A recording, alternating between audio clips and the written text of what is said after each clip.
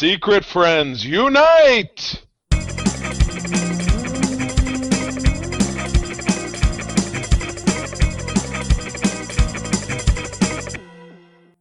Welcome to the Secret Friends Unite podcast, episode 535. It's a palindrome, and we are your guide to the geek side.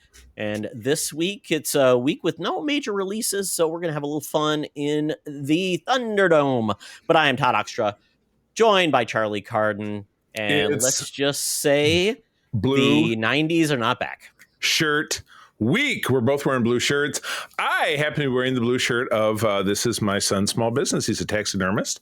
April and I did an oddities expo here in Grand Rapids in his stead because he was doing one out of state, and we had a lot of fun. It is top shelf, people watching, and extremely well attended. Those shows are packed with people enjoying that stuff, so that's nice. But it's not as packed as like a Comic-Con where everybody stinks and you can't move. I mean, you know how it was when you and I went it's to a different crowd. Last time you and I went to Fan Expo Chicago. I got short of breath because there was too many people and there was not oxygen to breathe. That's not the kind of show I want to go to, but it's a cool crowd. And what's the name of Nate's business? It is Goblins Oddities, but ODD oddities. And he does taxidermy. Is there another way to spell oddities?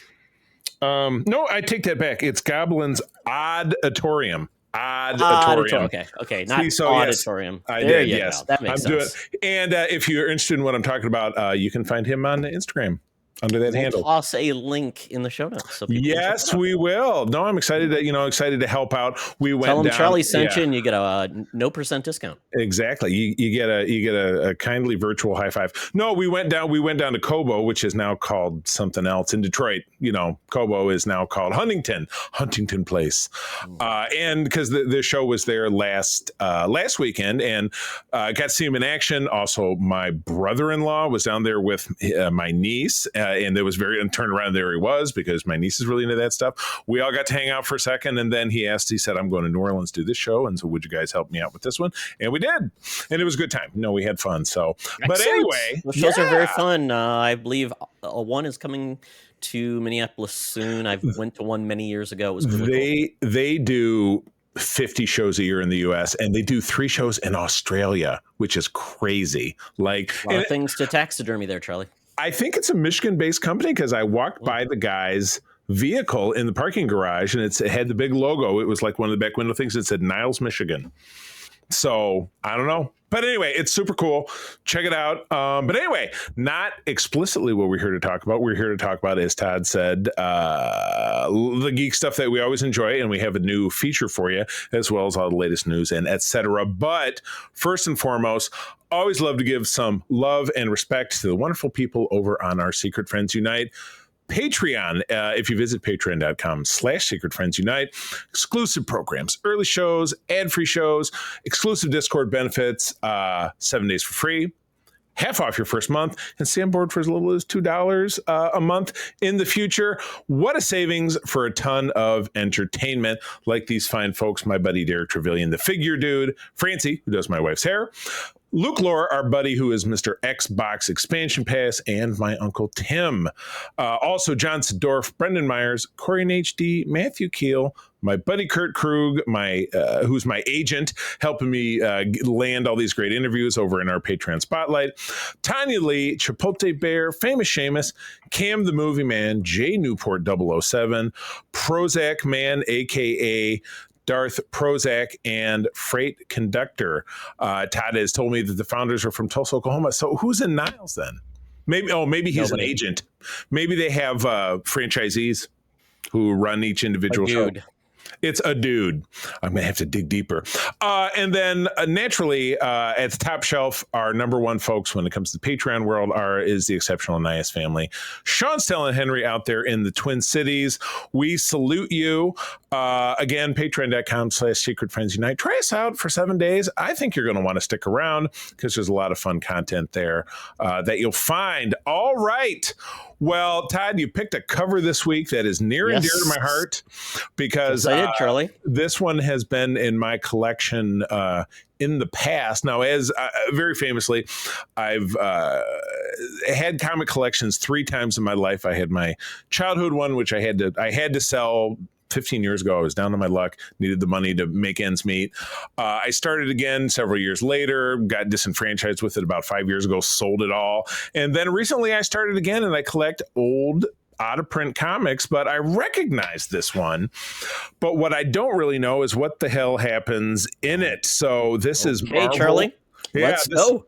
Marvel premiere. And again, if I was to lean in to try to squint to see the date of when it came out, I could. But as always, I like to try to decode it by the cover price. Now we have a 30-cent cover price on Marvel premiere issue 35, featuring 3D man, like 3D.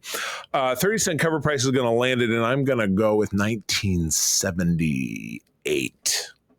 Okay. So let's get into this, Charlie. All right. So this comic, 77, January 4th, 77. So close, but no cigar. I said 78. You got me. See, there you go. But I was thinking you're trying to horseshoe it.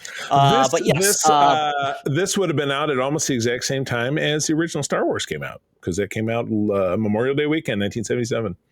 There Crazy. you go. They're very close together in everybody's heart and mind. Theaters, yes. yes. So Marvel premiere featuring the 3D Man. The 3D Man. There was another one. Oh, but Marvel premiere was just a comic with just rotating stories and uses to basically introduce characters. And basically, this is the first issue. It's the action-packed origin of a startling new superhero from the fabulous 50s. So Heads up, backwards. Hitman! I'm coming for you! I'm crashing through a newspaper, and there's nowhere you can hide from me, especially if you're reading the newspaper. Kill him, or we're finished. The 3D Man is a weird look because he's green and red, just like glasses. He is split, not entirely symmetrical across the board in colors. So it's like a green fest or red fest. So it's kind of alternating all out there. So it's very fun.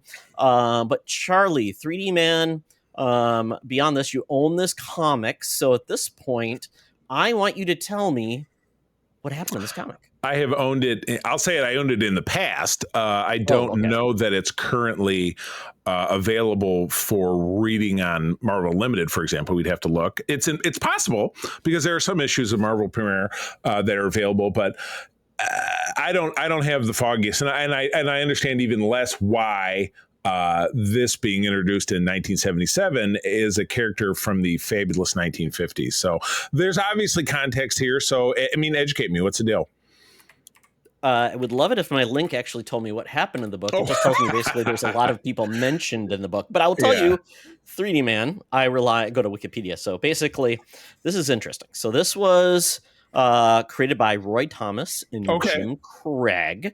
And basically, Roy Thomas said he described 3D Man as a homage to Joe Simon and Jack Kirby's character, Captain 3D. So there you go. And then the character's origin, I'm looking for his powers and things. Powers and abilities. The Chandler brothers received their superhuman abilities through exposure to an unknown radiation and explosion of a skull starship. Hal Chandler could, by concentrating the image of his brother, Chuck, imprinted on his glasses, summon a superpower version of his brother 3D Man. Chuck had a telepathic link with Hal, who would lose consciousness and become comatose when the 3D Man is active. And it's apparently a synthesis of Chuck and Hal's minds. So that's like a Firestorm, right? Like DC Comics? Kind of, yeah. Like the professor and the young kid. Yeah. Okay, as his name suggests, 3D Man is 3 times as strong, fast, and durable as military pilot Chuck Chandler. Sensory acuity of each of his 5 senses is 3 times more powerful. In addition, 3D Man and his limited quasi-telepathic ability to perceive the distinctive aura of the Skrull race, even when a Skrull has assumed another form. So putting him in the 1950s, which is weird because in like all comics, there's a time slide. So even then it's like, well, that was 20 years ago, but now it was, 50 years ago or whatever it is, if it was currently. But the Skrulls, we didn't see those until they came out. They originally debuted in Fantastic Four, I think, issue 2. So this is a pre-appearance of them, I assume. So even though, essentially, this is like one of those flim flams, Charlie. Remember, it's blanking on the character's name, Sentry. Oh, he was crazy. Like the same thing. Basically, this was a hero that was from the 50s, and then he comes back, and he comes back to fight crime again because of something. So essentially, it is a character from the 50s who was never created in the 50s, but essentially got brought forward. Yes. And Absolutely I fantastic. could not tell you. He was there was in What If number 9, FBI agent Jimmy Woo brought the 3D man together with several other heroes. Okay. Basically, he was in the 2006 miniseries Agents of Atlas. Oh yeah, we read that. We read some of that for the show. That's about it. Other than that, I don't have. There's not a lot of other appearances by him. He was in the Avengers Volume 3, 1998 as Triathlon. There we go. Okay, so he's the same dude. He's a black guy. Yeah, he's a black guy in that anyway. But yeah, he could have been somehow race swapped because why not? I mean, and again, it was the 50s, so you can understand why he'd be wearing a mask if he was black. I know it doesn't make it right, folks, but that's the way it was, and that sucks. Oh, here we go. Oh, this is what it was. So the Chandler's brother power was stolen by Jonathan Tremont. Triathlon. Oh, I read that issue because I've been trying to make it through that Wade run because I've read a portion of it. Some of it is really very good, but with all things in comics, they're like, now this other thing came out. So it's like a little further down the line and stuff I need to catch up on. But I read that issue. I swear to you, within the last few months.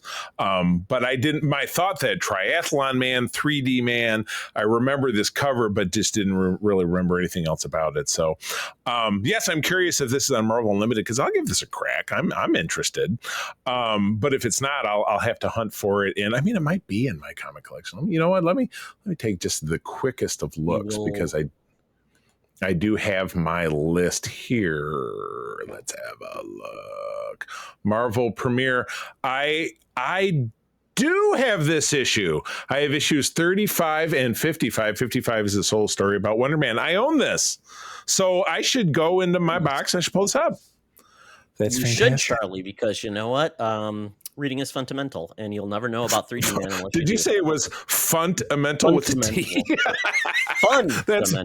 That's me fail English. Recognizes it. Yes. That's impossible. Well, someone who I know is a real crack reader and you don't want to see in 3D would be our senior news correspondent, Madam Webb. Yikes! Even back then she was 77, but these days at 125 years young, she's out sweating to the oldies on the corner of Hollywood and Vine out there in Hollywood, California, getting all the latest news for us.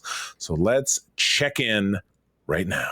Now it's time for Madam Webb's rumors and news. Take it away, boys. Thank you, Madam Webb. Madam Webb, we had 3D Man, and you know what? Remember in the 50s when you had all those gimmicks in the movie theaters, and you decided that you were going to try to parlay the power of smell-o-vision into a career. Let's just say it did not go well when you decided to say, oh, we're at the seaside. Here's some rotten fish smells. Did not work well. You were fired. And unfortunately, you still have all those fish smells ready on hand, still trying to make a money deal. So anybody want some fish smells? Check her out. Even scratch and sniff stickers don't last. So we'll see how it goes. It's the sequel no one asked for. But yes. Yeah, I got you with that one, Charlie. But the first story is we got the latest season 5 teaser for Stranger Things season 5. This is going to debut in 2 parts, actually 3 parts. Volume 1, November 26th, 2025, 5 p.m. Central.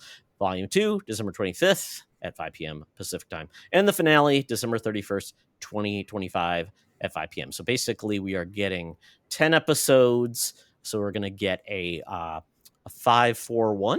Is that how it is? Right. 5, 4. What? That's kind of a countdown.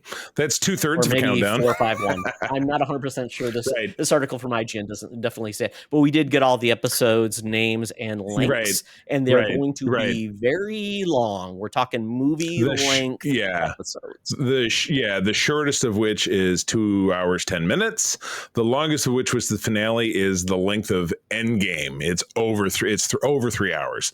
And I hope it's time well used. It's funny, you and I were talking in the pre-roll that basically people bitch like, oh, these streaming seasons back in the old days we got 26 episodes and blah blah blah. If you do the math on this, it's 16 hours of entertainment, which equates to 18 to 20 episodes at the 43-minute length mark. You know what? I don't do the math. That's not my job. I'm just a talking head. But yeah, this is a lot of entertainment, and nobody is really going to be like, all right, I'm going to sit down and knock out 10 hours in like 1 week. This is going to be some digesting time. So, but we were talking that the previous season of this was on in 2022. That's a long time ago. And these kids have continued to age. And Millie Bobby Brown in particular, who's been in an absolute John ton of Bon stuff. Jovi's son now. I mean, that's how far we've come. Yeah. And she, she's taken a lot of flack in the media for her appearance, which I think is ridiculous, but she definitely looks older than perhaps she is. Because was she 19, 20? How old is she? She's 20, 21, but she's married now, so that's the crazy part. Yeah. Being married that young exactly. is silly and ridiculous. I'm sure it'll last forever because Hollywood relationships always do. You got to knock out. Her. I'm glad to have it. But starter marriage in Hollywood, absolutely. Yeah, this is 10 years in the making. This whole series, when it came out, these guys were all kids. These folks are all kids. We had, obviously everybody that, Winona Ryder got a career explosion from this. It was great to see her back. Then we got, if you think about it, David Harbour, became huge because of the show, and lots of these actors have gotten really, famous. And 10 years is a long time. And, at this point, yes, we kind of have to push away the incredulity of basically these kids. Suspend your disbelief. Yeah, I believe the year this launched was 84 in their time, and this is now 87. So 3 years total is kind of the range. So obviously they would be what? Were they freshmen or junior higher? I feel like maybe they were going to seventh, maybe. Yeah. Well, yeah, they wouldn't even be. So they would be sophomores if by that math. Maybe. Yeah. But again, with 3 years gone by and with such a very, to me at least, kind of dense plot line in the previous season, I don't remember a ton. I know Vecna is the big bad guy, after the Upside Down was quote unquote defeated, or, Will was able to escape from him. And that was in the first season. This is season 3, 4. It's only season 3. Or 5? The show? This is 5. Yeah.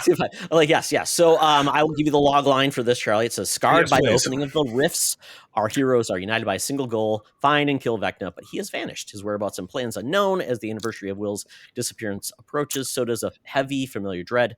The final battle is looming, and with it, a darkness more powerful and more deadly than anything they faced before. To end this nightmare, they'll need everyone, the full party, standing together one last time. And we also saw that Linda Hamilton is in this.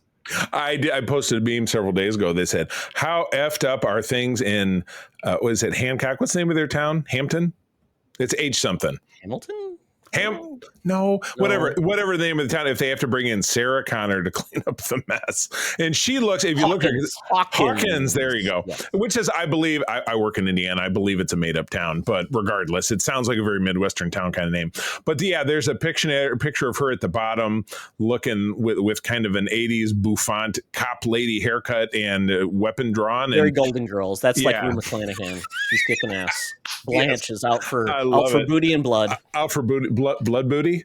Blanche Blood Booty. There's name your episode. No bloody booty. But the trailer's great. Vecna does reappear, so we know it's going to happen. And I just love this. It's all coming together, and I'm glad the show really emerged. And this is Netflix's biggest thing with Squid Game. This is Netflix's biggest thing. So they have more things in plan with Stranger Things. There's a Broadway show. There's a animated, which I've heard it's great. And then there is also a animated series coming out where it's basically talking about the origin of Hawkins and some of the things. So that's, why not? Have fun with it. The origin of, is it going to be like the origin of Derry in It, where it's like, Hawkins was always an evil place because blah blah blah. This one's going to be set in the late 50s, early 60s. Oh, there you go. Okay, interesting. Well, I had plenty of time to start the show over again. That's maybe not the worst idea. Good luck. Because it's long. The episode you have until Thanksgiving. Exactly. And I wonder if Netflix is really looking to capitalize on heritage fans of the show maybe being home for the holidays to hey, let's watch it as a family. Some kids home from college, who have been These watching kids it who are forever. watching junior high now are Yeah. obviously now in college. Yeah, to your Exactly. point. So they're home, and hey, you know what? Thanksgiving dinner, and then last season of that It's is a on, and let's football catch up. alternative for a lot of people, right? If you're not Yeah, into football, you got this. valid. Yeah, that works. So yeah, we got the whole cast. So Millie Bobby Brown, who again they show a picture of her, and I feel like she's aged more than the rest of them, but I'm not putting her down. But she just looks so very different. But yeah, quite honestly, she's turned into a woman. I mean, that's the biggest part. She's Whoa, 21, man. 20, or the rest of the boys kind of look goofy. Yeah, And some look worse than what's the older brother of Will? Man, that guy always looks haggard. Yeah. So yeah, Finn Wolfhard, David Harbour, as you mentioned, Winona Ryder, Sadie Sink, Gaten Matarazzo, Noah Shapp, and Caleb McLaughlin round out the Heritage cast, and then, like you said, Linda Hamilton, Sarah Connor coming in to get some blood and booty or whatever it is. So yeah, I'm excited. Definitely need to get myself right with continuity of it, so I kind of know what's cracking. But I have a recap. Gotta recap. Everybody needs a montage. All right, so you made me watch this next trailer, and I was like, I don't know if this is a continuation of the movie that came out a couple of years ago, which was trash, but I do like Carl Urban very much. So yeah, Mortal Kombat 2, is this a sequel, or is this just named after the game? So it is a sequel, but I think where they're going with this is saying, forget about the first movie, because obviously that was okay. Great. It had some cool things to it, but it's not very good. Not very good. This one, I'm hoping that they're going to just be a little bit more, have a little more fun with this, be more faithful to like the game. Actually, have a character from the game be actually the main character versus the last one where they said, "Hey, let's introduce someone that hasn't like what? Why would you do?" There's like 80 characters. So Johnny Cage has always been like the big, the goof. He's the old action hero. He's Claude Van Damme. He's all of these different actors, and in all in one, and that is what they're leaning into. Basically, you get to see Johnny Cage's past basically all the names of the 80s movies that he has or 90s. They're like all in like Cage does something or just jokes, which I love. And then he's all in it, and he gets dragged into this. He's basically washed up, but he's looking for a chance to redeem himself. So we got Carl Urban. Just, he's a geek god. I mean, he loves that. Yeah. He does, like, Alan Tudyk, all those guys, they love doing these type of things. So it's very, very fun. And I mean, basically at this point, we are getting some returning characters. Obviously, some characters died, but then we are getting some new faces as well, some new villains. And really, that's all you have to know. The Katana is going to be in there. Shao Kahn, who's like a big bad, and then Carl Urban. But other than that, it's just, it's a big fighting tournament, and a lot of people are going to die and get split down the middle. And that's all it is. It's fun. Get over here. Split down the middle, which is exactly what we end up seeing in this trailer. But this was a Red Band trailer that's out there now, which obviously you can find on YouTube, with full of a lot of guts and gore. I was looking for maybe a little bit more humor, but I know this stuff is a little bit more up your alleyway because it's the dumb fun and it's the fighting and it's the But it's kind of a video game where you've got dudes with horns fighting dudes in dimensions. You guys stand like this. Seeing the first one, Borowski at Michigan State, and we just had a good time with it. And the second one is one of the worst movies ever. So there you go. It looks like this is a holiday. October 24th. So this comes out during. It's going to be released in theater. The first one was on Max when we were in COVID and it was at home. Yes, and that's why I saw it. I will tell you, it's unlikely that I will see this, but I will be interested. I will be interested in your impressions. I'll watch it for you, Charlie. All right, you'll do a Fantastic Four 2015 for me. Absolutely. All right. Well, this was news, and it's Taika Waititi news, which is plenty exciting because Taika Waititi has left the pure faith of being rumored being part of Star Wars and having been part of the MCU, and now he's out on his own, taking on Judge Dredd. So, what's going on with Judge Dredd? So we are getting apparently a new Judge Dredd film. This is the third movie. Taika Waititi apparently read Judge Dredd, those AD comics, whatever they're called. They're big overseas. He was a big fan of it, and he wants to direct this. And he wants to incorporate more of the comic book storyline, basically more faithful to it versus the two versions we got. So he's been basically, and he's going to be working with Let's see. Drew Pearce. He was the Rogue Nation, Mission Impossible Rogue Nation screenwriter, and he also did The Fall Guy. So they wanted to work together. So Drew Pearce will write the script. Taika will direct this. So that tells me two things. I really loved the Fall Guy movie. I thought it was great. Yes. Really good. And then essentially, Judge Dredd's been around since the 70s, which is just crazy. I had no idea. Sylvester Stallone 1995 film, which was weird and dumb with Rob Schneider. I mean, for me, that's just when I thought the character came into existence because, again, I had my Marvel blinders on. I knew Marvel, I knew DC, and a scattering of independent stuff, but I'd never heard of Judge Dredd. Who's the OG publisher of Judge Dredd if it's been around since the 70s? It's a UK title, I believe. I can't remember. It's like AD 2000 Comics, something like that. There's the title for it. But yeah, he's been around forever. And John Wagner was one of the writers and illustrators. And yeah, he's been around forever. Kind of like before, right around that time that, before Punisher or around Punisher, that time Judge Dredd came out, basically, I am the law, kind of that type of thing. With judges that Rob can Schneider. Basically, judges that can arrest you, sentence you, and then execute you, which is kind of fun. And there's bad judges, there's good judges, and totally fun. Yeah. Totally legit. Yeah. And then we got the second one in 2012 with Carl Urban, and Alex Garland wrote that, which is crazy. I forgot about that. Really great movie. I mean, it was like I'm in a building. I have to take down, blanking on her name, Cersei from Game of Thrones. Oh, Lena Headey. Got to take her down, and he is trying to survive this just apartment building from hell. Right. He's making his way up. It was just balls to the wall. Like, it was based on, I believe, it was great. It was based on a movie called which sucks. There's a blanking on a name, but there's an Asian film that is it's called The Raid, and it is basically so many films have taken inspiration for that film because it's about basically a guy trying to get up a building. So everybody steals from it, but so it's great. And then so this one, it sounds like I guess they're going to be looking to make the new film. It's going to be produced by Chris Kingsley, Jason Kingsley, not Ben Kingsley, and Ben Smith. It'll be Shakespearean level quality. Yeah, so we don't know who's going to play it. We don't know when this is going to happen. And then quite honestly, when this will actually happen and who will actually, it says Vertigo Entertainment is producing this. So I don't know who Vertigo produces for, if they're just independent and they'll find the studio. But Taika making this happen along with Drew Pearce sounds like they can make this happen. And man, I don't know. Judge Dredd, Charlie, who should play the new Judge Dredd? Oh my God. I didn't want them to get rid of Carl Urban, but who's a really rough hewn, not an old guy. It's not like a Statham, but who is a, how about Reacher? Oh God, absolutely, perfect answer. Because he'd be, you're right, but maybe not dour enough. I don't know. Jack Reacher can be pretty dour. Jason Momoa. I mean, he could probably do it too. Hey, bro, I'm the law, bro.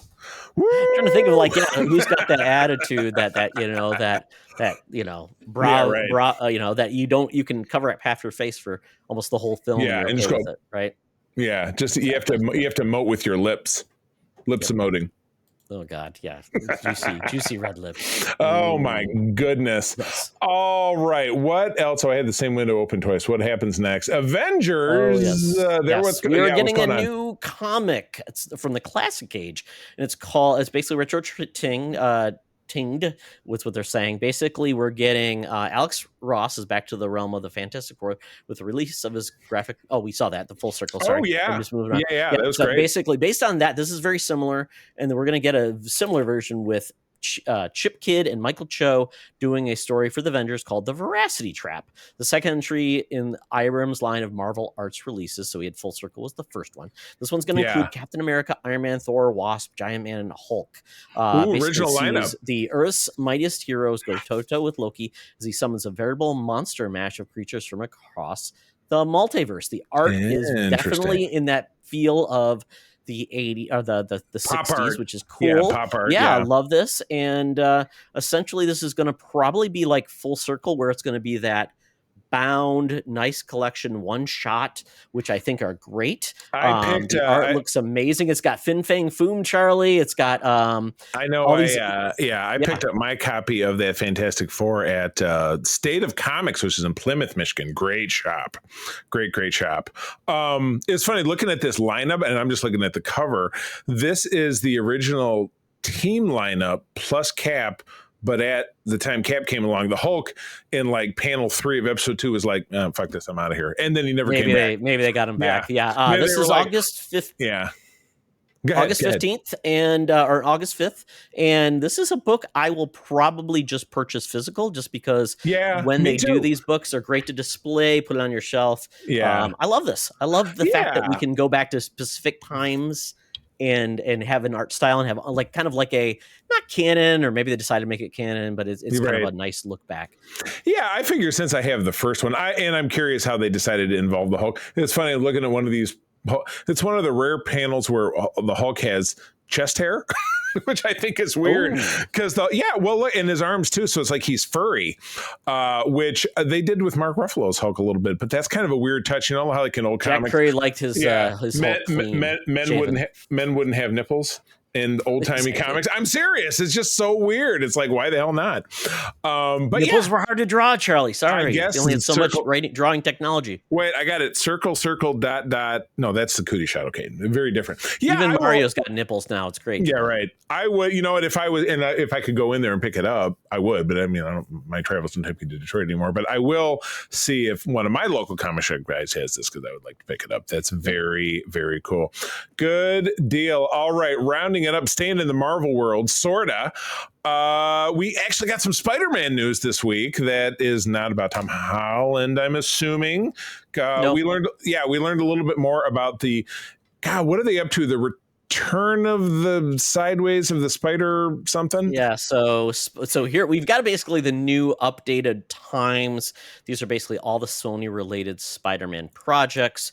So we've got new dates for all these things. So the obviously we've got Spider-Man Brand New Day. This one has now been moved in front of, unfortunately, the Doom War. What is it? Secret Wars? Yeah, right. And then Doom, or is it Doom? No, it's Doom. Then Secret Wars. Correct. Yes. But this will be because Doom was going to be next summer. They moved it because they don't want to compete with Mando and Greggy. And this, because it's Sony's like, well, we still want our movie out. So this is coming out next summer. Am I reading that correctly? Well, yes. This is July 31st. Yes. So basically, new Spider-Man Brand New Day, July 31st, 2026, gets it out of the wheelhouse of this new Star Wars film. But this does mean that whatever was going to be the outcome that was going to impact Spider-Man is not going to have to be reverse engineered because now Star Wars, the new Marvel film is coming out in December. This weird. It reminds me of playing Uno and then you hit that reverse card. That's what this is. Spider-Man reverse. I'm sure everyone in charge of this movie is really excited because they're like, "Oh, great! Thanks, good. Marvel. Let's trash our movie and totally rewrite a new movie out of it." And then the big news though was Spider-Verse did get its date changed to June 25th, 2027. Nice. And then other than that, Spider-Noir, Spider-Man live action noir series, we have seen that it's in production. Yeah, that's what's crazy to me because we got just a very generic. And that's live action, right? It is. Nick Cage being live action. Yep. So we got something that, was a taste of that. And then, I don't know anything about Silk Spider Society series. I feel like that's the first time I'm hearing about it, but it's a status unknown series. Yeah, there was a Silk series coming up or a movie. And then we've got the other thing going on, which is an unknown, possibly dead. So, right, unknown, possibly dead. That's what I want put in front of any project I'm working on. So that's good. So Spider-Man survives, but we got the second Spider-Verse movie. Was that in 2019? I mean, tell me if I'm crazy. Is that when? No, it's crazy. So the last film was in 2023. So July 2023. Okay. Yeah. The first one was in 2019. Sorry. It was expected to be released March. Okay, there we go. Beyond the Spider-Verse was expected to be released on March 29th, 2024, but in July of 2023. Sony changed several of its release dates. And then, we were supposed to get the follow-up in March we were supposed to get the follow-up in 2024. That's right. So But 2023, follow-up in 2024, but now it's 2027. So we're getting a 4-year gap. Right. Oh, okay. So there was a film out in 2023. Is that what you're saying? Correct. And then we were supposed to get the follow-up in 2024. And it's like, Oh my goodness. wrong. I'm like, I don't know how you can be that far off and be that wrong. Right? It's so crazy. Being a hardcore Spider guy, as you see behind me, I'll be happy when it comes. I like Tom Holland Spider-Man. We've lambasted the Spumco, Madam Web, Morbius, Craven Venom films ad nauseum. So if those can stay away, that would be great. I'm fired up for Spider-Man Noir. That was back in my cosplay days. That was a cosplay I had. It was a character I liked very much. It's a great cosplay for a regular person who doesn't want to wear a Zentai suit because maybe your physique doesn't really support wearing a dancer outfit. Love to wear heavy cloaks and yes, and cloaks at cons. Charlie. Oh yes. If you go to a con that's outdoors in the winter, it's the perfect outfit for you. Exactly. I was going to ask you now, like Cindy Moon, she's obviously Silk, says she has made small appearances in Spider-Man: Homecoming and Avengers: Infinity War, played by Tiffany Espenson.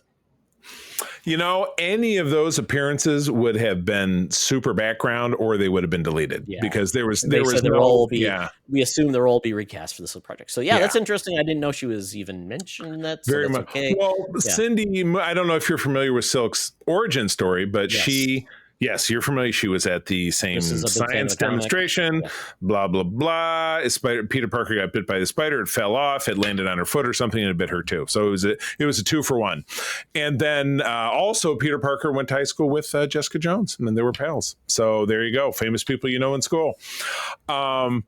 Anything Spidey is going to do, I'm plugged in for. I'm looking forward to it. But anyway, that takes us out of the news. Todd is at Moe's Bar for some reason, so he's got to get himself relocated to the Geek Easy. I got to do the same because I'm flying it here in the studio. So my Uber is pulling up because I know I'm going to get loaded. But it is that beautiful Cadillac Escalade. Bill is the driver. He's become my regular guy, but he only does AM radio for some odd reason. And he's playing this very familiar commercial. Talk nerdy to me. Talk nerdy to me. We're sitting in the Geek Easy. Cover bands playing, drinks are poured, and we are ready to get our nerd on. So I decided, hey, I like those 90s horror films that Scream inspired. So I'll go see the latest sequel of the greatest not great horror film series of all time, and that is I Know What You Did Last Summer.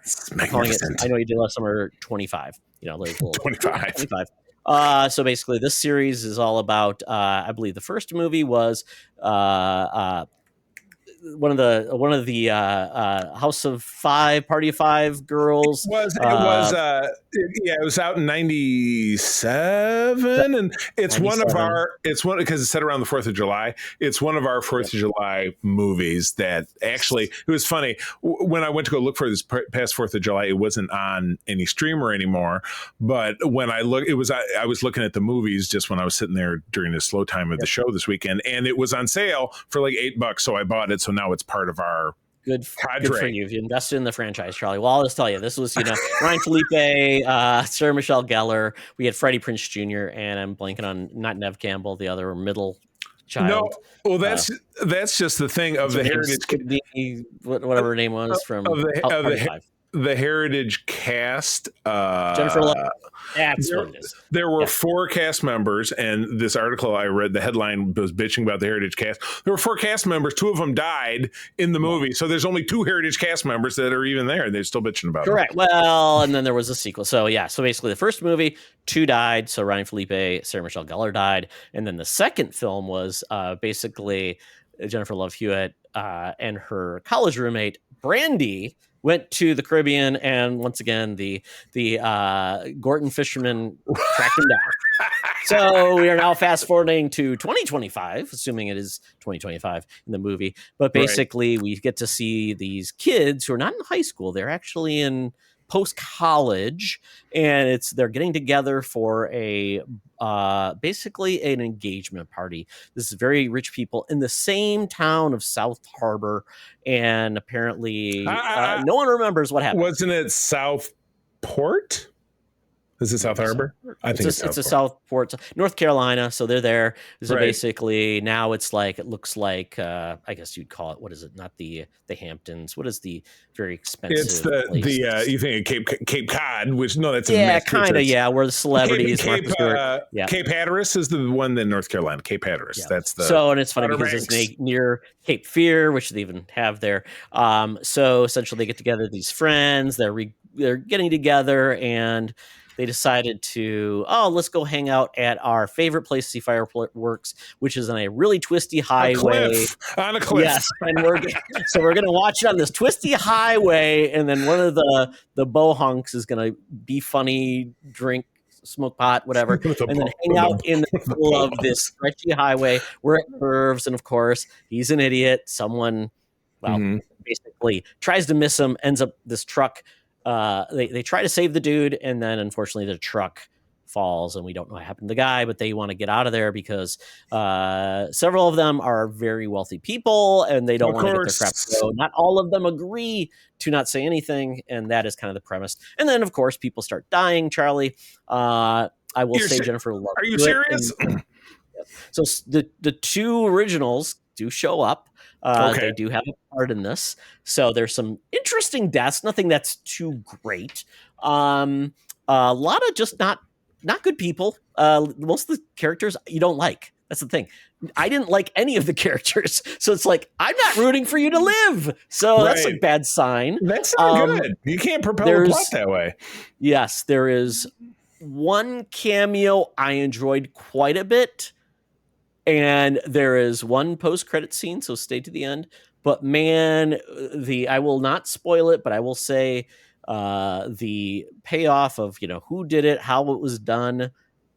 Wow, one of the worst I've seen. It was so lazy, bad. I really just, man, it just like, it had some, but man, they went all on F-bombs and everything in this too. So I'm like, they're really trying to like age it up. So it must have been R-rated. There was no boobs or sexy stuff. There was they intimated at sexy time, but no really sexy time. But they went all on the F-bombs and the blood. So, but once again, but yeah, these are not likable people. So see if you want, we'll see if it made like $13 million at the box office this weekend. So I don't know what the budget was. They didn't spend a lot on it, obviously. So maybe if it makes like $30 million, then it's enough to pay Jennifer Lee Hewitt, Jennifer Love Hewitt, Jennifer Lork Hewitt, exactly, the Ghost Whisperer. Yes, she may come back. And you've seen all the terrible flack that she's taken doing photos for this, because she's our age. She is late 40s, and she has a late 40s female looking body, and people have been roasting her. She looked good in it. I thought she looked good in it. I mean, because when she was 20, she was a twig with big boobs, and people are raking her over the coals, and that sucks. That totally sucks. Come on, Wait, they're not targeting any of the other male co-stars, because males. Well, Freddie Prinze Jr. looks great. We don't get a lot of heat.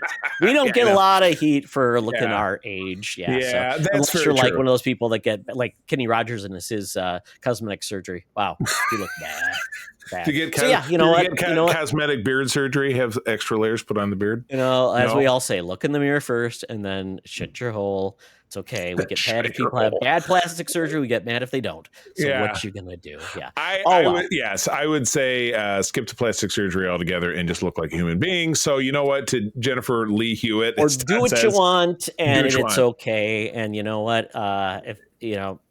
Whatever. It's going to happen. It's going to happen. So I would not recommend this film, but if you're bored and you have nothing better to do and it's on a streaming service, why not? Probably. It's fun. Probably. Yeah. Next, we did go to the comic book shop, and that was one of our questions. So Jose, aka Chipotle Bear, he's going to be a principal this year. Charlie, he's going to be a principal of high school. Congratulations. School. I can't remember. Jose can tell me. I've already given some recommendation to be a good principal. Both of those have principals. So there you go. Exactly. I'm just not sure what level. But Jose did ask, what did we pick up at the comic book store this week? I picked up 3 books, Charlie. I picked up one that I'm going to talk about. It's Archie meets Jay and Silent Bob. So That's the first one. I would go F, mother, F, mother, Yes. F, Oh, I will tell you, nooch, man. nooch. Archie's doing some interesting there.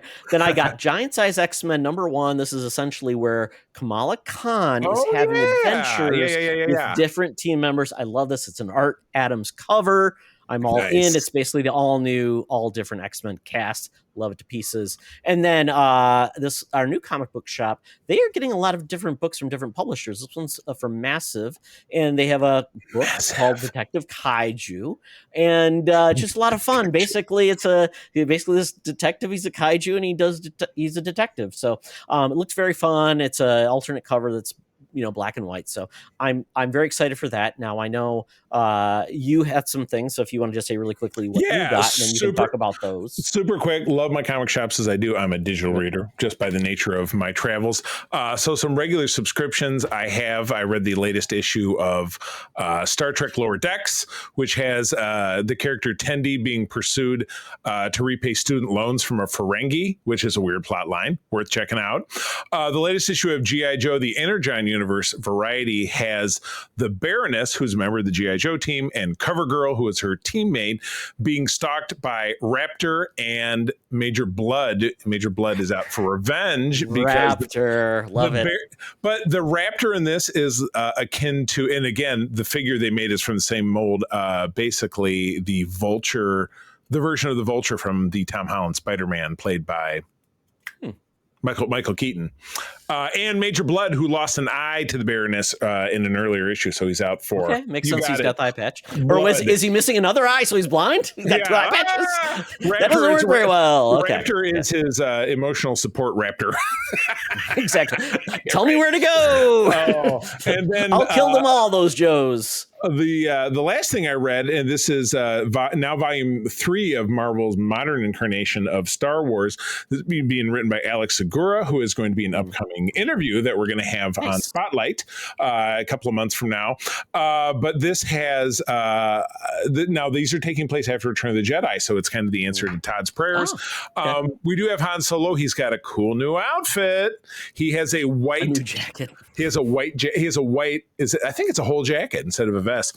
But he's hanging out with the character who headed up the Star Wars bounty hunter title. His name is Berlert Valance, who is an old buddy of his. He's a cyborg bounty hunter. They're hanging out, but they get called to Cloud City, which is now a free place. They meet up with Lando there because an old informant of theirs, who was dying, crashed there. He had a special message for him, but when they go to see him in the infirmary, he has been assassinated. They try to chase down the assassin, but the assassin escapes. But now Han vows, I'm going to find out who killed him. So he's on a quest. I like that. So yeah, that's what I have. Just a handful of titles I follow on a regular basis. But those are 3 of my regulars. Yeah. And our comic book store is called Story Arc. They are about to get put on the League of Comic Book Geeks pull sheet, which is great. You can do it online, and then they'll pull the book. So, and it's connected. Nice. It's great. I love that. That's so great. But the comic book I did want to talk about was this Kevin Smith presents Archie meets Jay and Silent Bob. It's written by Kevin Smith, and they had many different covers. Now everything it's all about variant covers, which is pretty cool. Absolutely. But Charlie, this is the premise is that Archie is looking for a job, and he goes to the Quick Stop to become a convenience store clerk. So he runs into Randall and what's his name? So Riverdale is also Leonardo, New Jersey. So it's some kind of it's close, maybe across the space continuum. Yeah, there you go. Yeah. So that's what happens, and then remember the character, the secondary that this follows after Dante passed away. So they reference it. Oh, so post Clerks 3. Yep. So, but there's the guy that runs the store with Randall. I can't remember his name, but he basically dresses up like a goth, and he said I was going to be a Satanist. Right. So so that's in Clerks 2. He's the one who's the crazy about Lord of the Rings, and they have the Lord of the Rings versus the Star Wars OT debate. Yeah. So this comic book is definitely in the Clerks, Jay and Silent Bob, Randall, all those characters, and basically, obviously, we know instead of the video star, it's now it's a weed shop, right? It's a weed shop. Yep. So we've got that. So Jay and Silent Bob are there, and I was just amazed, and it does bring in Betty and Veronica, Jughead, and those things like that. It's very clever in what it does because it doesn't back down. It's using F-bombs. It's using all the stuff. And then Archie's like, oh, my goodness, you use such colorful language. And they bring in... I think you would enjoy this quite a bit, Charlie, because it brings a lot of things like Heritage Clerks jokes. There's a lot of Archie jokes. Oh, I might have to pick it up. I would say Josie and the Pussycats are in this. Oh my gosh, it's very good. I might pick it's very it up good while we're talking because I can get it off. Let's see. So that's Jay and Silent Bob Archie and Archie. Okay, let's see here. Let's pull it up.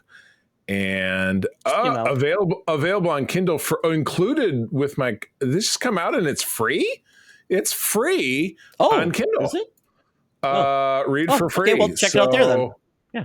Okay, then I clicked on read for free, so I'm gonna read it for free. Thanks. I feel like I've made a deal with the devil, and I'll also follow Kevin Smith so that I know about his future stuff that comes out. That's fun. Good deal. So that'll be when I boot up my. It's very sharp. My iPad will be there. Yeah. Nice. Yeah, it's very sharp the way it brings in jokes from both Archie and like the View Askew universe. Really enjoyed it, and I just love the fact that Archie Comics is okay with publishing it. It says mature, and it has been around for 80 years. And I love that fact that Archie is just reinventing itself. It's always crossing over like the Punisher, the Predator. They did like the dark stuff that got us the new Sabrina series. I'll tell you what. I have an analogy in the world of popular music. Archie is Elton John. He's Elton John. He's always teaming up with somebody. That's how he's staying out there. Think about it. Gay and adopting kids in his later age. Okay, you know what? He may take it to that point, or he may do a record with Eminem. More I have no idea. Madonna, I think, right? Reinventing themselves. That's the closer thing. When was the last time Madonna had a hit record? Elton just had a hit record with that Brandy Carlisle. So that's all I'm saying. Elton is doing it right. It's paying off for him. So it is, and so it is with Archie, apparently. Absolutely. Archie and Elton John go hand in hand. And they did have a gay kid. That's going to be the next crossover. All right, this next one. Not only did we both watch it, but Peter and I also broke it down in depth on Code 47, which you may have already heard by the time this comes out because it comes out on Monday. But Todd talked about Strange New Worlds season 3, episode 1. Let's do it. Yeah, I love the fact that we basically are picking up from last season's cliffhanger. Our team is kind of in multiple spots where we've got the Gorn has become such a big threat. We're trying to save people that have been affected. We've got people that have been basically abducted, and you definitely see the team at different moments, and there's a lot of great moments. Scotty gets a lot to do in this. It's great with his relationship with, I'm blanking on her name, the head engineer. Pelia, played by Carol Kane. It's great. We get that. We get, basically we get the team that's been abducted now gets to have to, get out of the cocoons or whatever. And I really enjoyed this episode quite a bit. You saw, Pike is definitely going through the mill. You saw different points where you thought, man, is he going to be okay? And he brings it back in, focuses, and I really appreciate what they did. I love the moment with like I said, Scotty, where went through some crap and he's getting crap and he's like, man, give the dude some grace. And I felt like Pelia did realize that. I think she thought she was doing the right thing. Yeah. Pushing him. It was great though. I love the Gorn. I know that Peter does not like what's going on with Gorn, and I like the approach. It's a little different, and maybe there's going to be something where these are different, like the Klingons, right? They've done this before. Or maybe the different Gorns are different here. Versus this Gorn's here. The big take that we've had, he and I were of like mind. We didn't really care for this episode, but that's the nature of entertainment. It's going to be entertaining in different ways to different people. My rub with the Gorn is there's much like Discovery being set in this weird period before TOS and having none of the visual aesthetic. They could have just, this is our new villain. They're called the Blorn. And so taking the Gorn and making them 1000% radically different and then saying, okay, well, by the time TOS happens 5 years later, it's going to look like this guy in a rubber suit. That drives us. That and the Spock and Chapel stuff, which flies in the face of what was in the original series. to he and I, it drives us nuts. But to your point, for somebody who is not so really dug in with that kind of stuff, it could just be like, that's cool. I enjoy this. I enjoy that, but again, with the Spock and the Chapel stuff, if they made it two other characters, I could like it more. But when you take two characters and just say, well, the backstory you see later on, that's okay. Forget about it. Or somebody will have a brain damage and they won't remember that this happened or something. Everybody that remembers that stuff happened is either dead or you. Just us. That's about it. Yeah, my dad, your dad. I mean, the people that watched originally, the people that are into it. And I totally get that. I mean, there's the people like, man, don't ruin what was there. But once again, to a lot of people that they're trying to attract, they're trying to please both, like bring in something that we know. The rubber suited Gorn, that quite honestly, did he have much to do? Except for, getting karate hits from Captain Kirk. I mean, and Todd, I know you didn't watch a lot of Star Trek Enterprise, but they reinvented the Gorn for an episode of that. They made him a CGI, basically kind of like a velociraptor. And I thought that was an acceptable different direction to go in, but turning them into the xenomorphs from Aliens, that's a bridge too far for a lot of us. I think they did a pretty good job when they were flying, flying the vessels. They looked more like a velociraptor. They looked more like a Gorn. You can see the buggy eyes. So I think that's closer. But I get it. That is kind of like dealing with the different iterations of a species that the xenomorphs we know they change. They have their final form. So I don't know. And like I said, a lot of it could be solved by, okay, well, we want to have a threatening race. Let's make a new one. But they don't do that. They try to tack it onto something that already exists, and they just don't need to. Like, make new shit. Like, if you want to have a great will they, won't they romance, do it with a couple of the new characters on the show, because they have several. But they're both so dreamy, Charlie. They're both so dreamy. Gotta ship them. I mean, who else are you gonna ship on the show? Pelia and Scotty? Is that next? I've met Jess Bush in person, and she really is very dreamy. I completely agree with you. Ethan Peck looks very dreamy as well. I can't. They are the two hottest characters on the show. It's David and Maddie. It's all that stuff. And they're Ross and Rachel. But I will tell you. And again, episode 2 is also out now. They released 2 episodes at once. We only have to talk about the first one. I've seen the first 5 because I got a screener about 2 months ago. And I will tell you, if you are like Peter and myself, didn't care for this episode, things get better. They improve in quality very quickly. There are some really great episodes coming up. Is that the one with Reese? Yes, Darby? That one is out now, and there's a great heritage twist on that really does work, as opposed to the Gorn thing. That you like very much. Hard to balance where they're at, Charlie. Right? It's really hard to balance. It's a tough one. There's a couple of great. There's a great couple. There's a great cameo in particular in that second episode that you'll enjoy. But anyway, let me hop on over. We've known this was coming out for a while, and I made a proclamation when I heard about it. I said, why? Because this character got an ending, they got a death, and this show is out now. I think the second episode is out now. I think it's a Sunday show, which I know we watched on a Monday because I thought it was like a date and time, like it was 9 p.m. But then I saw something that said new episode out now, but we didn't watch it.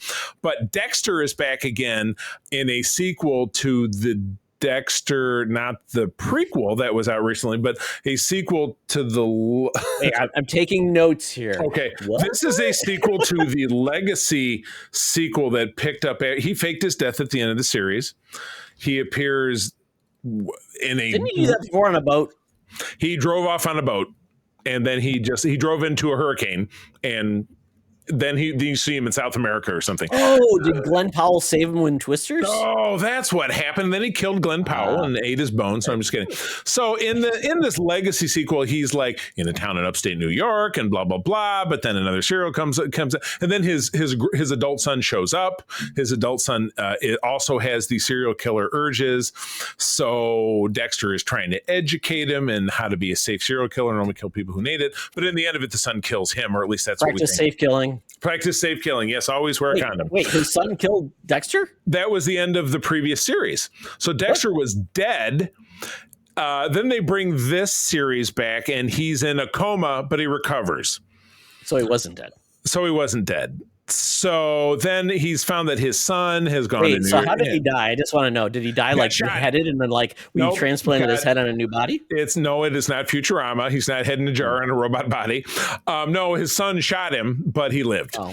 But the son runs off to New York City, and he's working as a hotel clerk. But he then sees a guy trying to date rape and drug a woman, and then he murders the guy, and then we're off and running. And then Dexter recovers and finds out his son in New York City, and blah blah blah blah blah blah. I don't like it at all, but April loves the show. I will sit there and look at my phone while the show is on. Well, this is the one where like Peter Dinklage is like collecting serial killers to do stuff, right? Not yet. I'm assuming that's going to be at least in episode 2, but it was not in episode 1, I don't think. Unless I already tuned out and was not paying attention. But yeah, I don't know. I would love to see it get better. But I feel like this is another one of those that's won too many times to the well. This is like the Legion of Doom serial killers assembled. Assemble! Dun, dun, dun. It's funny you should mention that. This show, by the way, available. It is available on Paramount Plus /Showtime. But our good friend Kurt, when I saw him a couple of weeks ago at Time Travelers Comics in Berkeley, Michigan, because I was in town visiting our son at the Oddity Show, and then I drove up. I had dinner with my dad, and I went to the Time Travelers because they moved to their new location a year ago, and I never made it back. But Kurt said, I'm going to give you the 12-disc complete Superfriends series. So he gave it to me. It comes in a clamshell, which I love it how they clamshell and none of it's like in section, like the ribs are in sections. Kind of like separated. I know, but it's not actually a flip. So what I did is I pulled all the discs out and I put them in a binder, which is just easier to manage them that way. But it goes all the way from 1973, and it was funny, Todd and I were talking about this on the pre-roll last week, or maybe it was on the show, but I know we were talking about it. But I watched one episode of the 1973 original, and the episodes were an hour long, and it was like, that is far too long for an 8-year-old trying to eat their Fruity Pebbles to try to get into. So I jumped forward to my most familiar point, which was the challenge of the Super Friends season from 1978, and this was past. It was. I did some reading on it. They showed the series.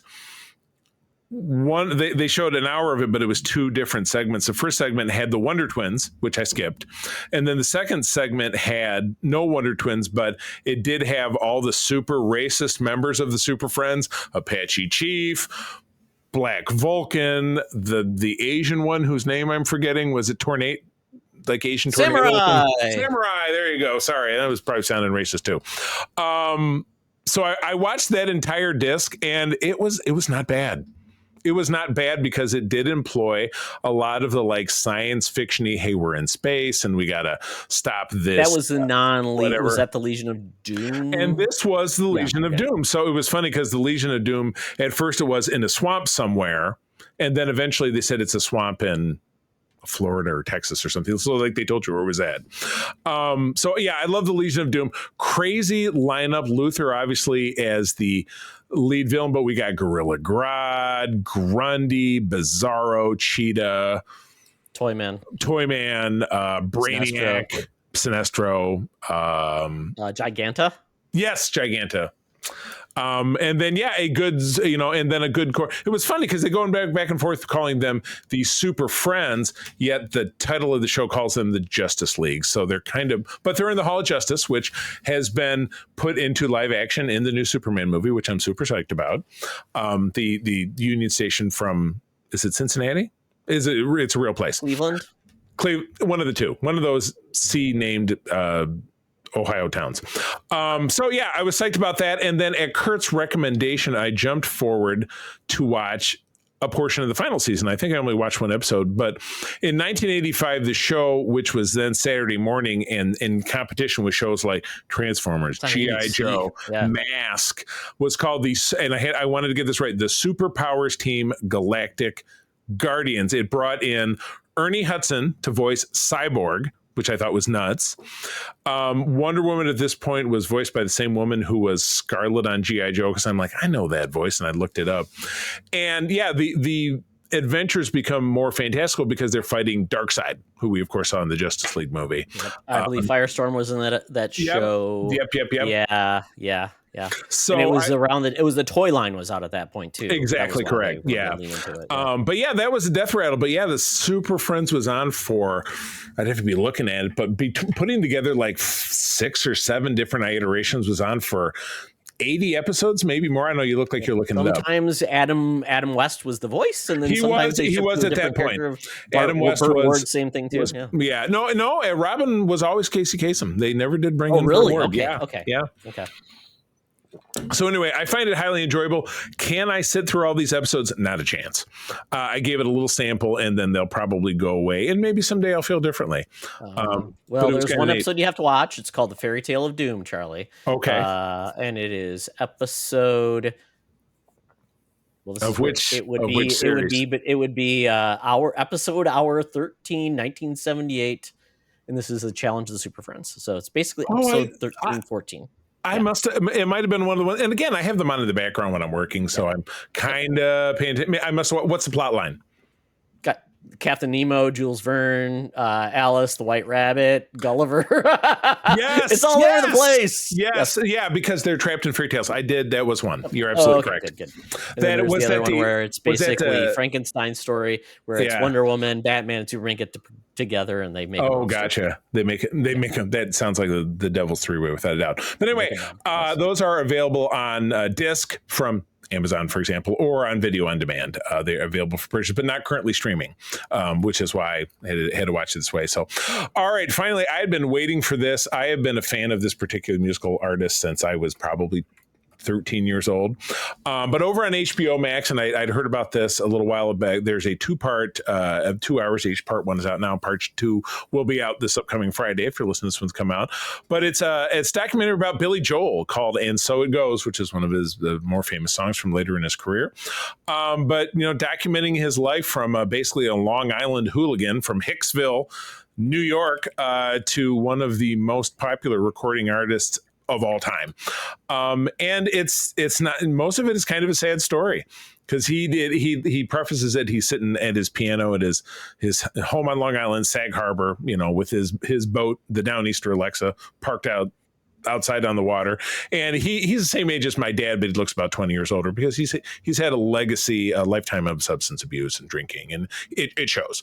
And we do know that he was recently diagnosed with a condition that is going to prevent him from performing because it affects his hearing and his balance. And I follow his daughter, Alexa Ray, who's daughter with Christy Brinkley. I follow her on Instagram, and she's a performer and seems like a lovely person that went into kind of reflecting on that. But the first half of this covers from birth to about 1982-ish, when his storybook marriage with his wife Elizabeth fell apart, and he fell on hard times. And it was before what I assume when we get into part 2, when he meets Christy Brinkley and he gets into this uptown girl and all settled down, and nothing changed. Yes, it was all smooth sailing.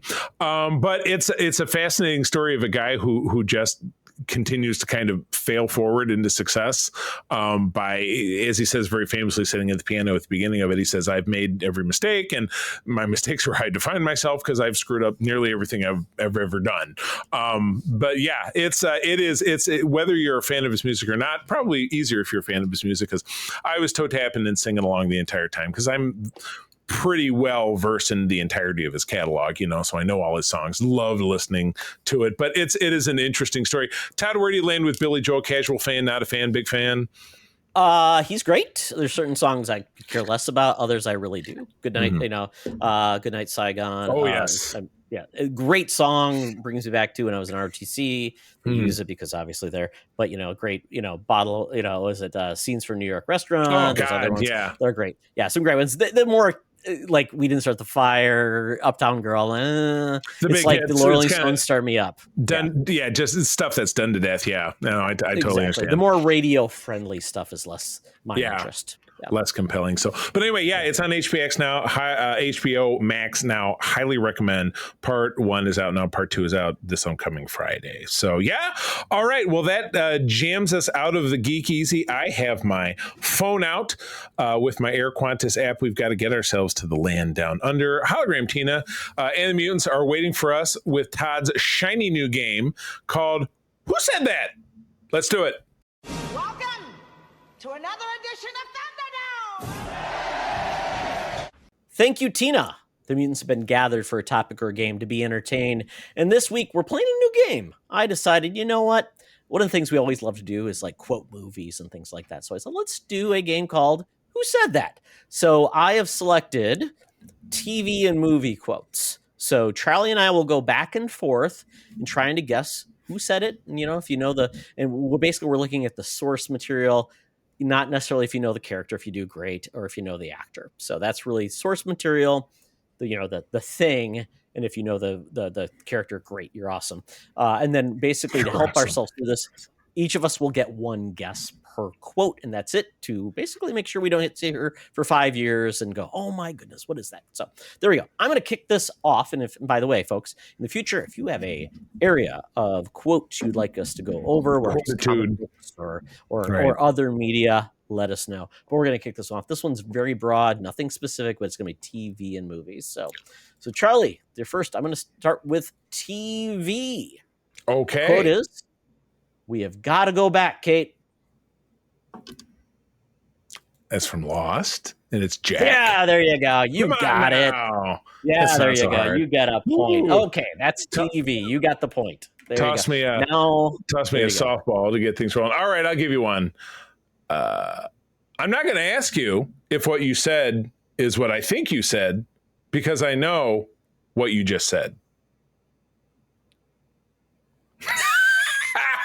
The face. Oh, you got to be watching this on YouTube. The Office? Do we say one guess? No, you said one question. One question, one guess. I can do one more. I'll get either a guess or a question. I didn't know this one. Oh, you didn't know this one? Okay, that makes me feel a little better. And this is what TV or movie? You didn't tell me. Oh, I'm so sorry. It is from TV. Hosted by my own petard. Say the quote again. Oh, it's a tough one. Hold on, give me 1 second while I finish this cut and paste, because I was just finding me another one. Mm-hmm. The quote, and hopefully I didn't misspeak it. I'm not going to ask if you just said what I think you just said, because I know it's what you just said. Brooklyn Nine-Nine. And correct answer. Agent Dana Scully from the X-Files. Oh. I know, right? Really no rhyme or reason to that. Nothing that even suggested the character. It's just very weird. Okay. Well, here's Todd's Revenge. This is TV. I learned one thing about eating jigsaw puzzles. An hour later, you're hungry again. That's from TV. Is that from Prison Break? Seems like somebody in prison would do. I don't know. Is that your question? Is it from Prison Break? Which is not, because you would have said, yes, you got it. Okay.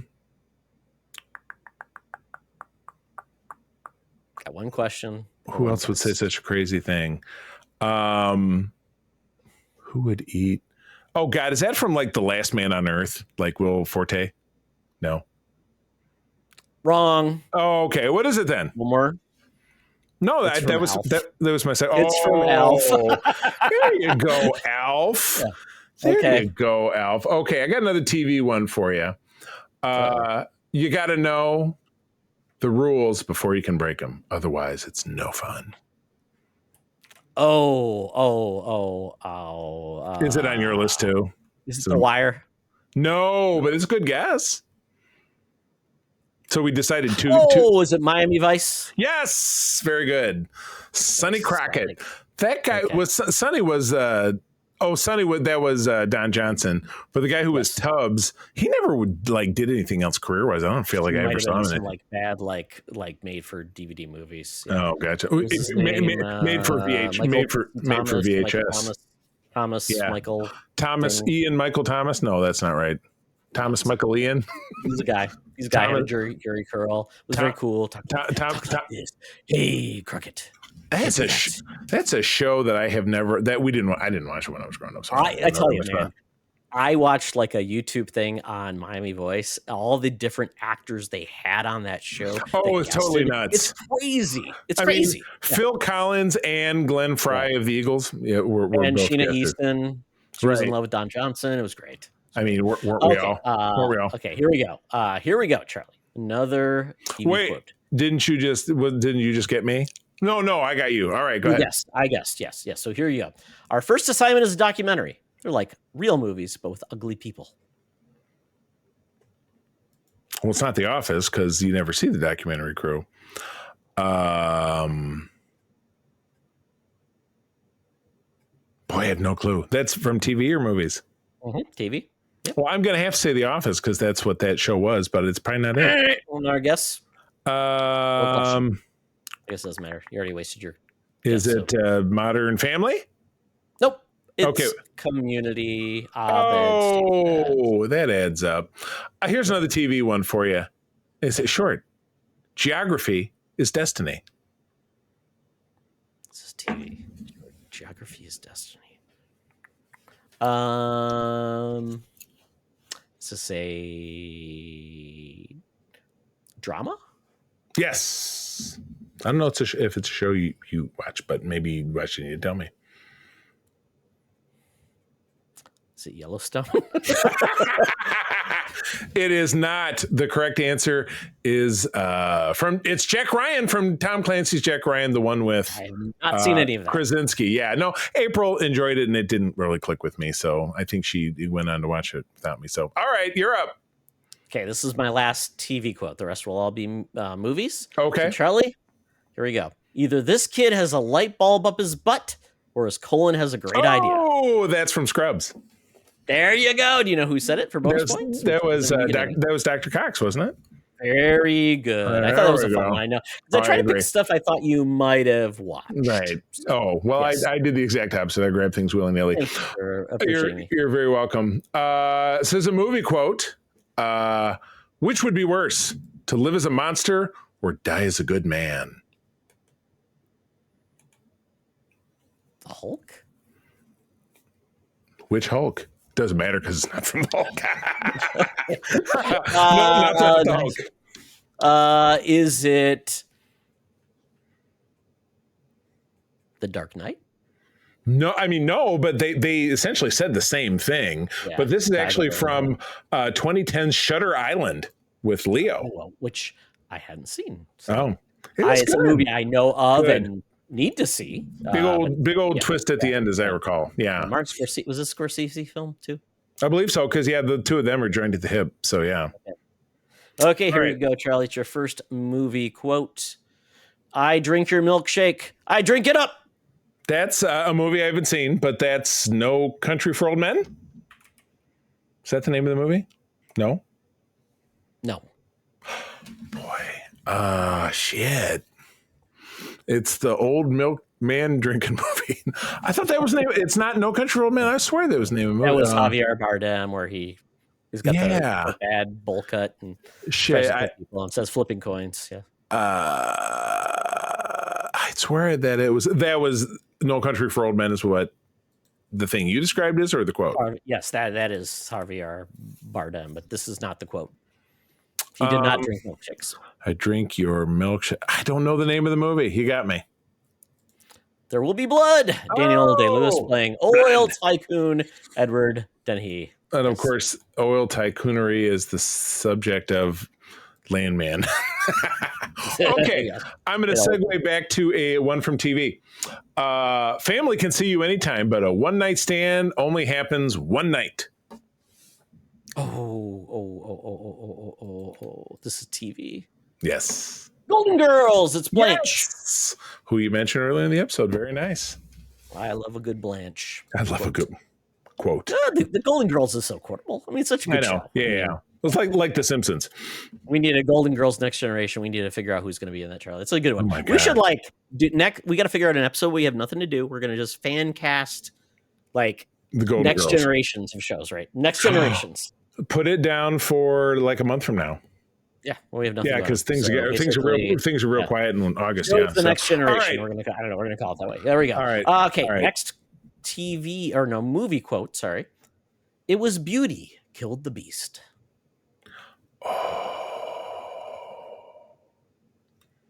What's on the tip of my tongue? Is that a Sherlock? That's a Sherlock Holmes, isn't it? Oh, It's your one guess. So you got this is it.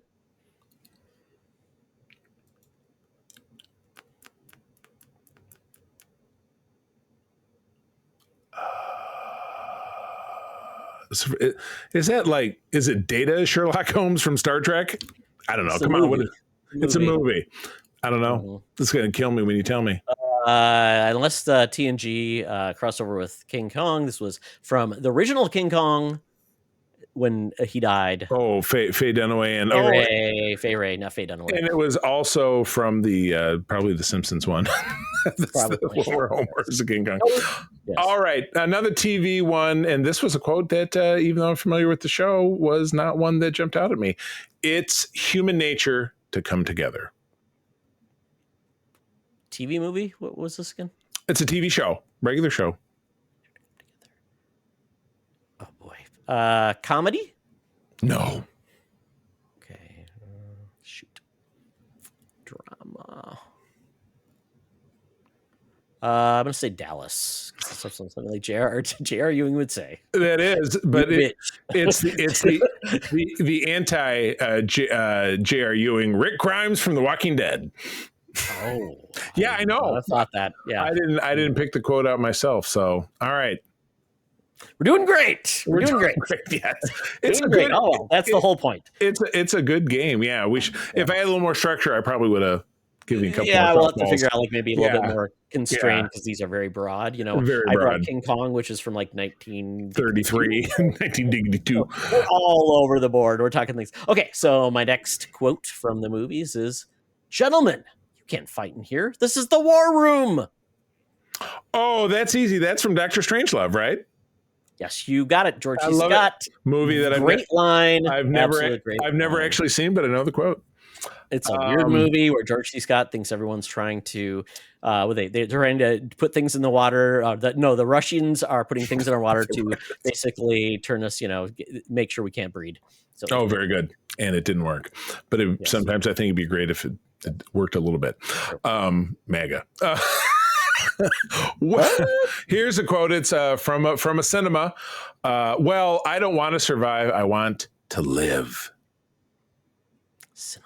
I want to live. Cinema. Going to go. Is this a genre film? No. Somewhere realistic. Was this?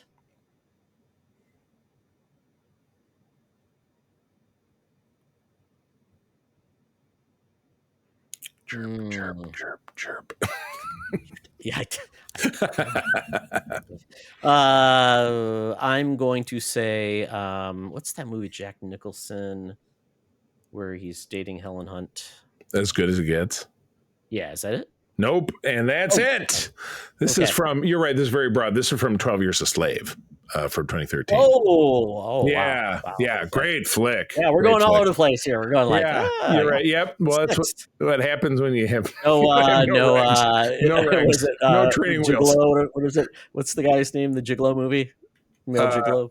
Oh, Deuce Bigelow, Male Gigolo. Not having any of those quotes? Oh, darn. No. Oh, Okay. I know. It's very okay. unfair. Okay.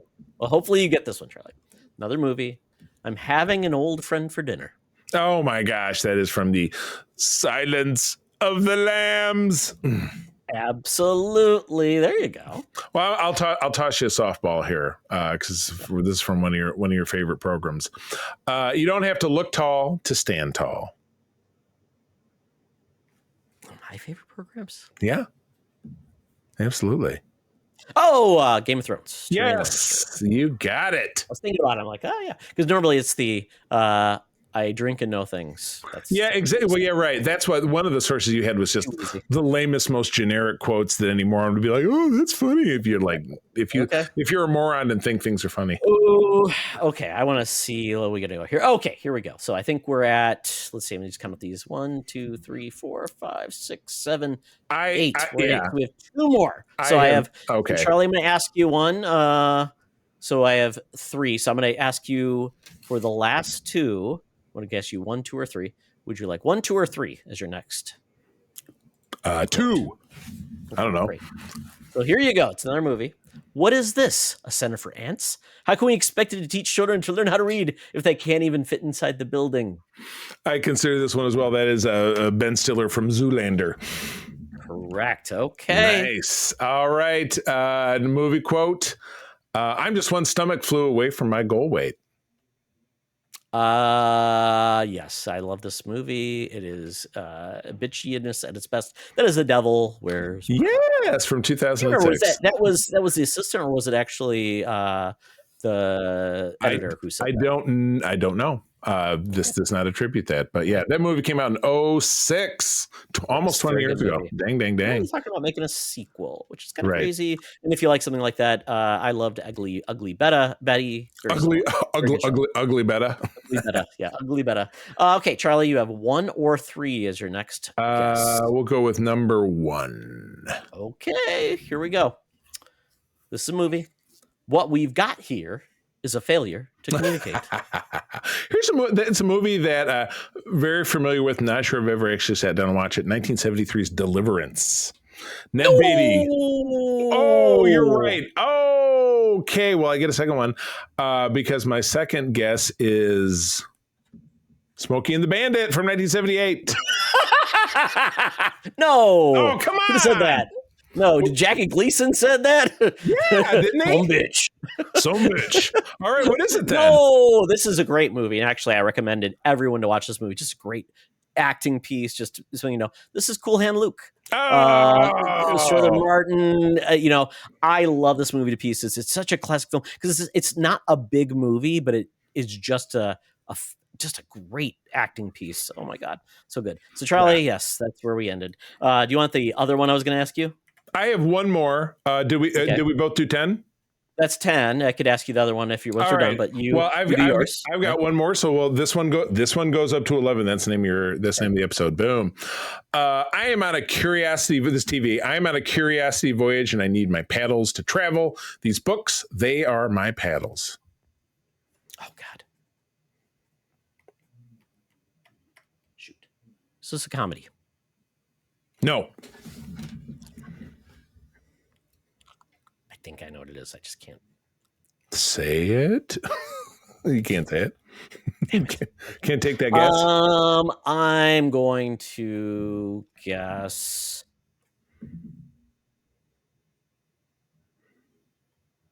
West Wing. It'd be good, but no, that's actually Dustin from Stranger Things. Oh, really? Okay. I know, right? It's kind of weird. All right, what's your last one? Hit me with it. You didn't say the right, because he had those teeth gone. He's like, "You booked on my pedals." Oh, come on! That's just rude. I'm just kidding. That's rude. He got his teeth in. He's good to go. No, but it's cute. He must have used some of that Strange Things money to buy some teeth. Good for he's a young kid. Yeah. I mean, yeah. he's fully grown. I was young. I still had my teeth. But anyway, yes, yeah, exactly. Here's your bonus question, Charlie. Movie again. What do tigers dream of when they take their little tiger snooze? Do they dream of mauling zebras or Halle Berry in her Catwoman suit? Todd Extra. That sounds completely made up. Is that from like an animated like Dr. Seuss? Like it's the Cat in the Hat, not the Cat in the Hat. Yeah, could it be the Cat in the Hat? No. With Mike Myers? No. No clue. You got me. It's The Hangover. There we go. Oh, this was great. All right, we should add this to the rotation of regular games. Yeah, just so you know, our regular games, when we're really bereft of anything to do, we have a list of regular games that we space out by at least either 3 or 6 months. So you don't hear us do it. So maybe once a year we'll do one particular game. So we keep it fresh. We basically don't have any like movies or anything major. Right. We don't have a weird special topic. It's really just a good time. So we always say when people, if we're going to do a game, please give us a topic or something so we can get into it. So at this point, who said it? Yeah. Who said that? I don't know. I'll come up with maybe a different name, but who said that? It'll go in the list. But that was fun. All right. Well, that's the show. And we are now entering the SFU era when we've gone back to basics as Todd and myself. Mark has retired. But Peter... SFU TNG. It's like the next generation. Peter is staying on board. He is our associate, kind of our senior associate. He is with me on Holocron and Code 47 as he has been for the past 4 years. So we're very grateful for Peter, as we are all very grateful for all of you, and certainly especially all of our Patreons over at patreon.com/Secret Friends Unite. But that's the show. Todd, where do people find you out there? They can follow me on the Blue Sky at Toxtra. or Todd Oxtra at Secret Friends Unite, and then on Threads, Instagram, and SFU at T Oxtra. Just a note, though, my first episode of Co-op Mode, where Mark will no longer be part of the show because obviously retired. So going to do things, some guest co-hosts. That'll be this week. So look for it there. Might be a little different. And by the way, we will also be updating our website and things to reflect kind of our new focus. So as we don't want to distract people saying like, where's Mark? He keeps showing up. So we just want to make sure it's updated and up to our standards and maybe some new art. Yes. Along the way. New art. Exactly correct. Well, good. As always, you can find me over on my big three socials, which would be Instagram, Threads, and Blue Sky. I am at the C3 THECEETHREE. But I like to spend a hell of a lot of time at our Secret Friends Unite Discord. That is our main spot for interacting with all of you wonderful folks, having safe, fun, and humorous chats about geek stuff and pop culture. Find us on Discord. If you don't find us, ping Todd or myself on any of those socials, say please send me an invite and you will be in the mix. But with that, friends, thanks for tuning in. I'm going to tell you as always that sharing is caring and to keep on trucking. Be the hero, not the villain. In a truck. Climbing up that hill. Da, da, da, da, da. Kate Bush, we love you. Beep, beep, boop. This podcast is part of the Secret Friends Unite podcasting network, available on Apple Podcasts, Spotify, and podcast services around the galaxy, as well as video on our YouTube channel. You can support Secret Friends Unite by becoming a Patreon member, get bonus programs and more over at patreon.com/secretfriendsunite. Join our Discord community for even more discussions on all things geek. For all the latest updates on Secret Friends Unite, make sure to follow us on Threads at secret.friends.unite and visit secretfriendsunite.com. Find our merchandise at TeePublic and Redbubble. Thanks for listening, and may the Force live long and prosper.